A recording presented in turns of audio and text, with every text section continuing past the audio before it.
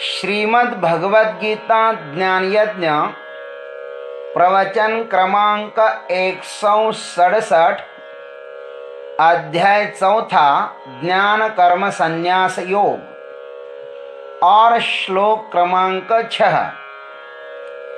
ओम त्र्यंबकं यजामहे सुगंधिं पुष्टिवर्धनम् उर्वारुकमिव बन्धनान् मृत्योर्मुक्षीयमामृतात् समस्तजनकल्याणे निरतं करुणामयं नमामि चिन्मयं देवं सद्गुरुं ब्रह्मविद्वरं वसुदेवसुतं देवं कंसचानूरमर्दनं देवकी परमानंदं कृष्णं वंदे जगद्गुरुं। ओम तत्सत।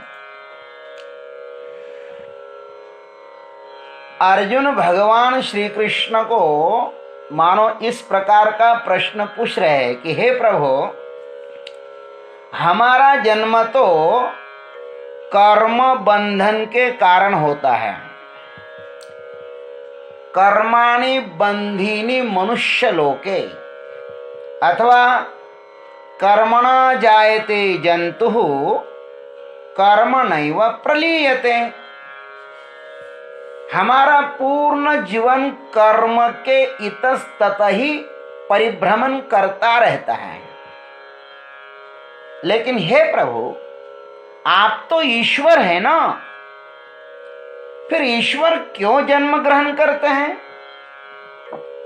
इस पर भगवान कहते हैं, अजोपि सन्नव्ययात्मा भूतानामीश्वरोऽपि सन् प्रकृतिं स्वामधिष्ठाय संभवाम्यात्ममायया। अन्वयार्थम, अहम अजः अपि सन्, मैं अजन्मा होते हुए भी, अव्ययात्मा अपि सन् और अक्षीण ज्ञान शक्ति होते हुए भी, भूतानाम ईश्वरः अपि सन् तथा समस्त प्राणियों का ईश्वर होने पर भी स्वाम प्रकृतिम अधिष्ठाय आत्म माया संभवामि, अपनी प्रकृति को अधीन करके अपनी योग माया से प्रकट होता हूं। आइए इस श्लोक पर हम लोग गुरु कृपा से विवेचन करते हैं।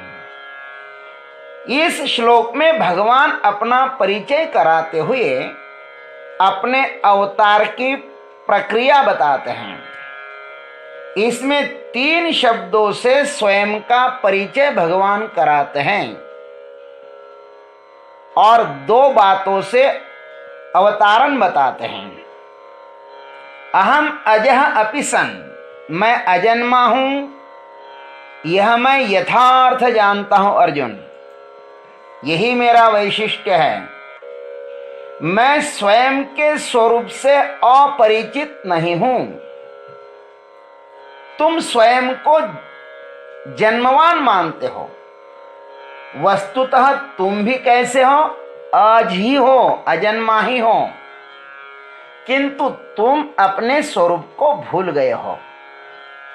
जो भी अपने को जन्मा हुआ मानता है, अरे बाबा, वह मरेगा भी। जिसका जन्म होता है वही मरता है।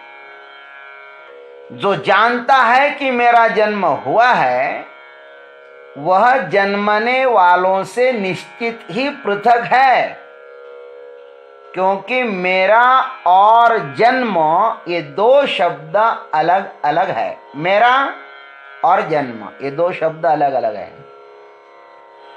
जो लोग अपने जन्म की तिथि को जानकर जन्मोत्सव मनाते हैं, बर्थडे मनाते हैं, वे तो भाई शरीर का प्राकट्य दिन ही मानते हैं। वह भी शरीर का असली जन्मदिन कहाँ है? शरीर का जन्म तो मां के उदर में 9 महीने पहले गर्भाधान संस्कार के दिन ही हुआ था ना। सिर्फ शरीर मां से मिला है। मां के गर्भ में जो उतर आया वह पहले भी था।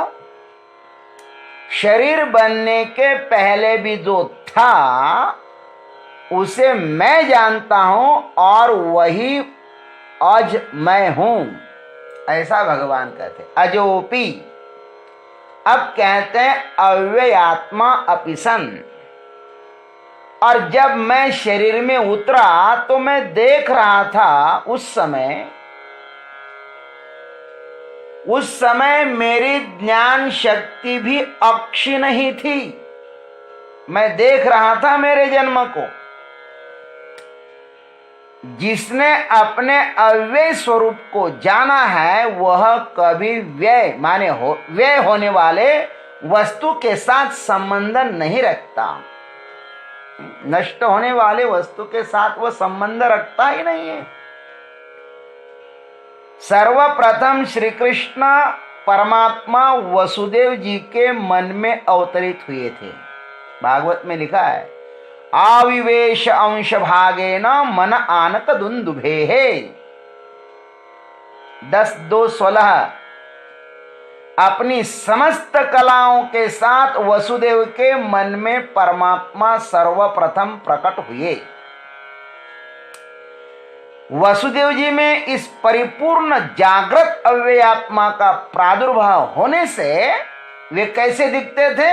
भ्राजमानो यथा रवि। वे सूर्य के समान तेजस्वी हो गए थे। कौन? वसुदेव जी महाराज भी। उनके आसपास एक महत तेज का वलय हो गया था। उन्हें देखने से आंखें चौंधी आ जाती थी। फिर वही दिव्य तेज देवकी जी ने ग्रहण किया। जैसे पूर्व दिशा चंद्रदेव को धारण करती है, वैसे ही देवकी जी ने उस परमात्मा को अपने उदर में धारण किया। देवकी जी के हृदय में बैठकर देवकी जी के द्वारा अभिव्यक्त करते हैं अपने भावी कार्य को। उनके उदर में बैठ गए और बहुत कुछ बातें उन्होंने कह दी वहां पे। स्वयं के ज्ञान शक्ति से सदा संलग्न है प्रभु। गर्भावस्था में भी मुझे क्या करना है ये देवकी माँ के मुखारविंद से उन्होंने बता दिया था। मैं कंस को मारूंगा, पुतना को मारूंगा, ये करूंगा, मैं वो करूंगा, मैं गोवर्धन को उठा लूंगा। वे हंसते हुए आते हैं और हंसते ही रहते हैं और हंसते हुए ही विदा लेते हैं, क्योंकि वे प्रभु स्वयं को तथा शरीर धारण करने के उद्देश्य को यथार्थ जानते हैं। लेकिन हमारा आचरण उनसे विपरीत है। हम रोते हुए आते हैं, रोते हुए ही रहते हैं और रोते हुए ही यहां से निकल जाते हैं। स्वयं भी रोते हैं और दूसरों को भी रुलाते हैं और हमारा समस्त जीवन अंधकारमय होता है।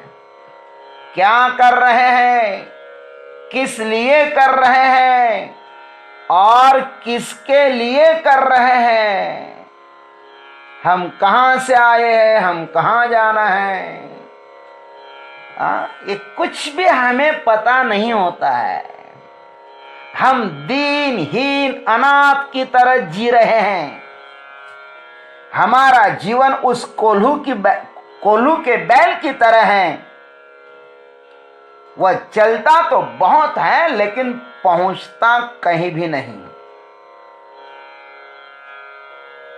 और उसको चलने में भी स्वतंत्रता नहीं है। कोई डंडा लेकर पीछे खड़ा है और वह चला रहा है। उसके आंखों पर पट्टी बंधी हुई है। कितना चल रहा हूं यह भी पता न चले उसको।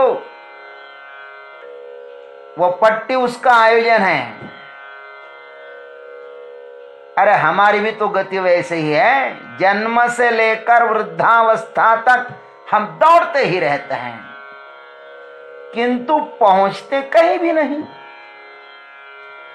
मरते भी हैं हम तो उसे दीनहीन बच्चे की तरह रोते हुए मरते हैं। जो जन्म लेते समय रोता है, वैसे ही हम भी, हमारी भी वैसी स्थिति है। 70 साल तक हम जीवन जिए, किंतु रोने को हंसी में भी परिवर्तित नहीं कर सके। जैसे आए थे उससे भी कहीं अधिक कुरूप अवस्था में इस संसार से विदा लेते हैं। ये हमारी कहानी है, हमारी कथा है। किंतु भगवान आते हैं तो भी सम्राट बनकर के आते हैं, और जाते हैं तब भी शहंशाह बनकर ही हंसते हुए चले जाते हैं। यही तो उनमें और हमारे में अंतर है। भगवान कहते भूतानाम ईश्वरः अपि सन्, मैं समस्त प्राणियों का ईश्वर हूं। सच्चा ईश्वर तो वही है जिसको कोई इच्छा पीड़ित नहीं करती, जिसका अपना कोई आग्रह नहीं है। इच्छा ही जीव को दास बना देती है, पराधीन बना देती है। स्वयं के अज्ञान के कारण ही व्यक्ति भिखारी होता है, संत महाराजा होते हैं, क्योंकि आस्तंभ पर्यंत उनका साम्राज्य रहता है। महाराज, यह समस्त प्रपंच ही परमात्मा का विहार स्थल है। जैसे ऊर्णनाभिमानी मकड़ी का जाला मकड़ी के लिए विहार स्थली होता है ना, मकड़ी जैसे अपने जाल का अभिन्न निमित्तोपादान कारण होती है, वैसे ही यह ईश्वर भी इस प्रपंच का अभिन्न निमित्तोपादान कारण होता है। यह प्रपंच परमात्मा का अपना ही स्वरूप है। सर्वं खल्विदं ब्रह्म, श्रुति का वाक्य है महाराज। छांदोग्योपनिषद में कहा है सब कुछ ब्रह्म ही है। इसलिए भगवान कहते हैं अजोपि सन्नव्ययात्मा भूतानाम ईश्वरोपि सन्। इन 3 वाक्यों में भगवान ने अपना परिचय करा दिया है, और हमने आपको उसके विषय में संक्षिप्त बता दिया है। विस्तार तो बहुत होता है, और विस्तार सुनने के लिए आपके पास भी समय नहीं है और हमारे पास भी नहीं है। अब भगवान अवतार कैसे ग्रहण करते हैं सो बताते हैं। स्वाम प्रकृतिम अधिष्ठाय, सत्व रज तम, इन 3 गुणों की साम्यावस्था ही प्रकृति है। समस्त चराचरात्मक प्रपंच का यह मूल है। कौन? प्रकृति। यह 3 गुण परमात्मा के ही आश्रित रहते हैं, परमात्मा मात्र इनके परे हैं। इन 3 गुणों का स्वीकार करने में या न करने में भगवान सर्वतंत्र स्वतंत्र है। यही स्वतंत्रता जीव को भी प्राप्त है, किंतु वह स्वतंत्र नहीं रहना चाहता। यही उसका दुर्भाग्य है। समस्त गीता इन 3 गुणों के ऊपर उठने की ही बात करती है। इन तीनों का दृष्टा होकर उनमें अनासक्त होना चाहिए। इस सूत्र के साथ जीना चाहिए। गुणा गुणेषु वर्तन्ते इति मत्वा न सज्जते। त्रिगुणात्मक पर्दे के पीछे शुद्ध निष्कल ब्रह्म है, किंतु वही परमात्मा उस त्रिगुणात्मक पर्दे के इस संसार रूप विशाल रंगमंच पर अभिनय करने के लिए उतरते हैं। तो इन त्रिगुणात्मक प्रकृति का आश्रय करके ही उतरते हैं, दूसरा कोई भी उपाय नहीं है। संसार में उतरना है तो संसारी बनकर ही आना होगा।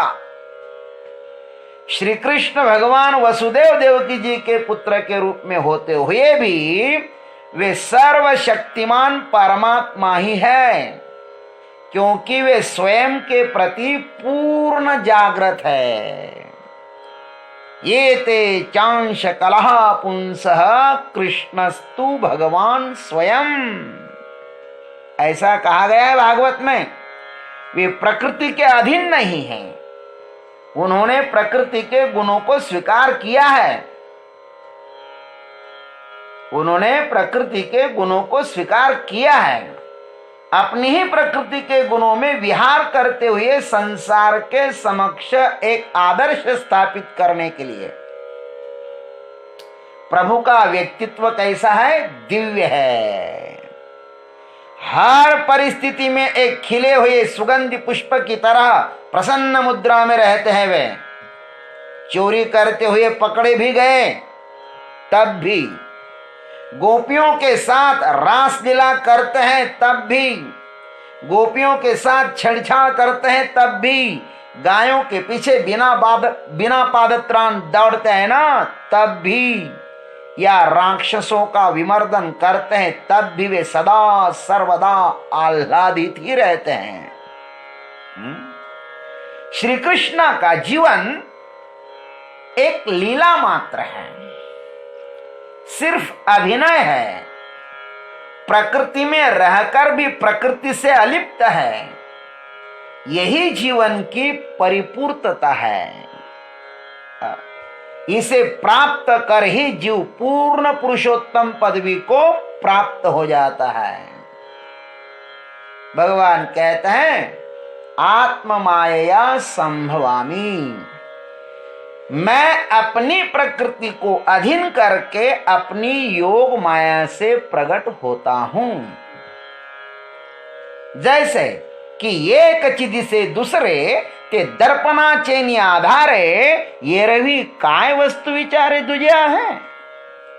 ज्ञानेश्वर महाराज कहते हैं, एक ही वस्तु दो रूपों में प्रतिभासित होती है, इसका एकमेव कारण मात्र दर्पण है।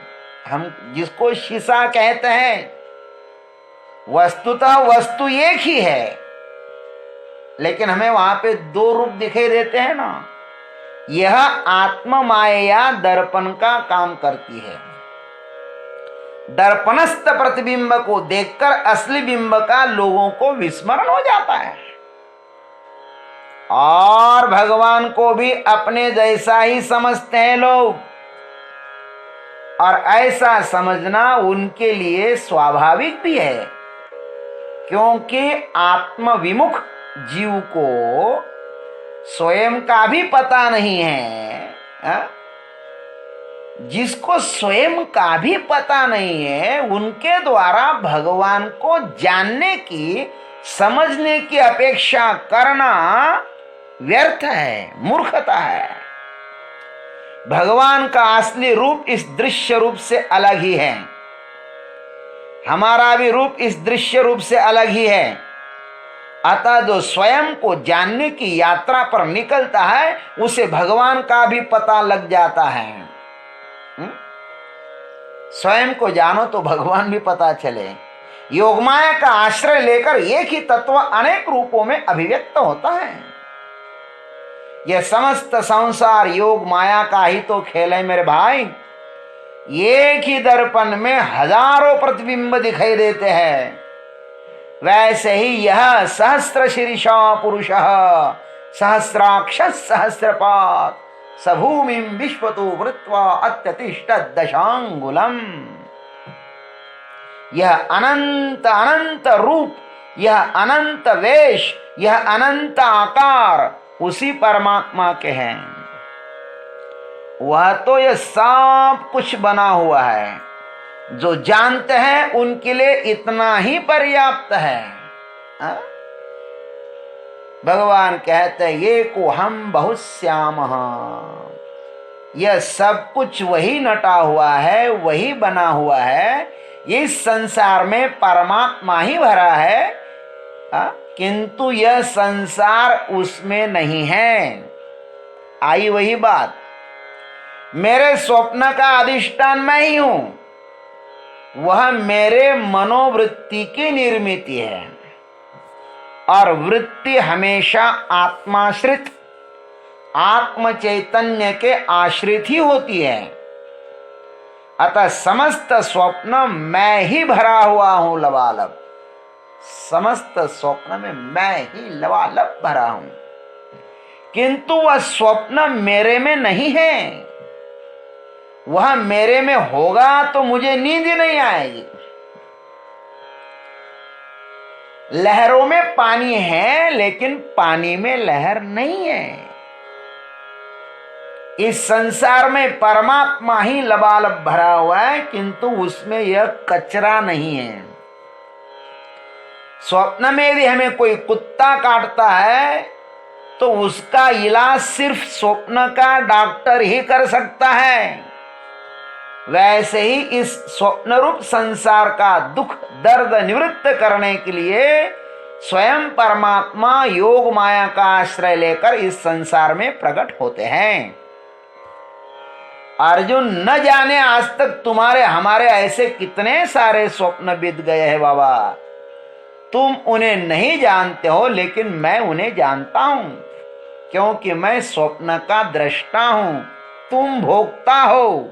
मैं अनंत अनंत काल से तेरे साथ हूं, किंतु तुम मेरी तरफ देखते ही नहीं हो, अतः मेरे स्वरूप को उपलब्ध नहीं हो पाए। परमात्मा हमें कभी छोड़ता ही नहीं है, वह सदा हमारे पीछे ही खड़ा रहता है। हमें मिलने के लिए वह आतुर है, किंतु हम जन्मों जन्मों से उससे भाग रहे हैं। उन्हें हम अपने भीतर नहीं खोजते हैं, बाहर खोजते हैं, लेकिन वह खड़ा है हमारे हृदय रूप मंदिर में। थोड़ी गर्दन झुकाओ तो वह मिल जाएगा, इतना नजदीक है वो। किसी कवि ने कहा भी है, जिन्हें मैं ढूंढता था आसमानों में जमीनों में, ओ निकले मेरे जुल्मत खाना ये दिल के मकीनों में। भगवान बहुत ही करीब है। उनके जैसा करीब इस संसार में अपने दूसरा कोई है ही नहीं। हम उसके विषय में जो कुछ भी कह रहे हैं वह वैसे ही है जैसे मछली सागर के विषय में अन्य मछलियों को पूछे कि सागर क्या है। अरे भाई, वह हमारे भीतर बैठा हुआ है, उसको खोजो। खोलो पलक और देखो झलक। ओम तत्सत। जय गुरुदेव, जय जगदीश्वर, जय जय महाकाल।